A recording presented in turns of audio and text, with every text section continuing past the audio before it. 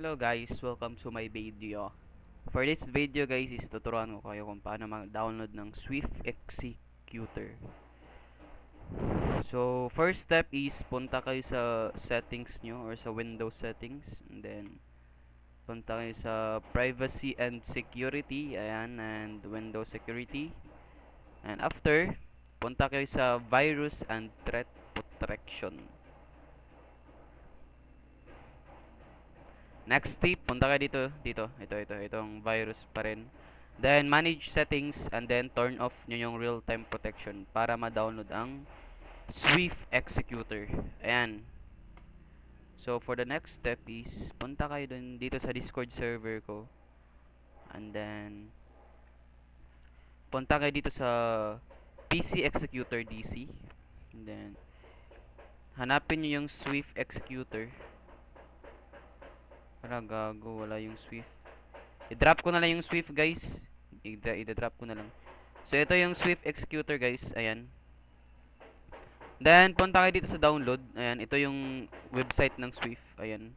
So click nyo lang and then download. And then after nyo ma-download, punta kayo dito sa file. And then download. So ito yung Swift. Ayan. So click nyo lang and then run. Yes. And ayan, wait nyo lang mag-loading. Ayan, then here it is, Swift Executor. So let's go, try natin. So mag-copy lang tayo ng script dito sa Discord server ko. Asa na yun? Ayan, punta kayo dito sa no reset script. Andito yung mga script guys sa ano sa Bloxfruit. So reds yung i-try natin kung mag-work pa. So let's go. Punta na tayo. Ayan.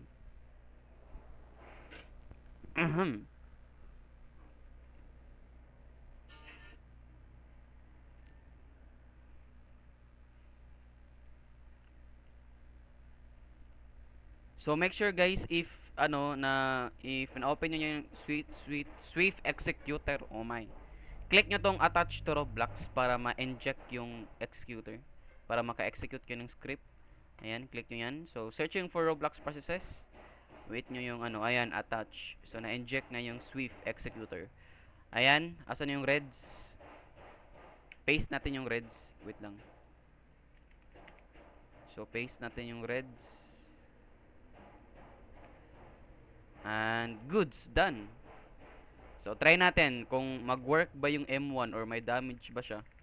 So punta tayo dito sa dito sa bakit walang punta tayo dito sa auto farm nearest na lang.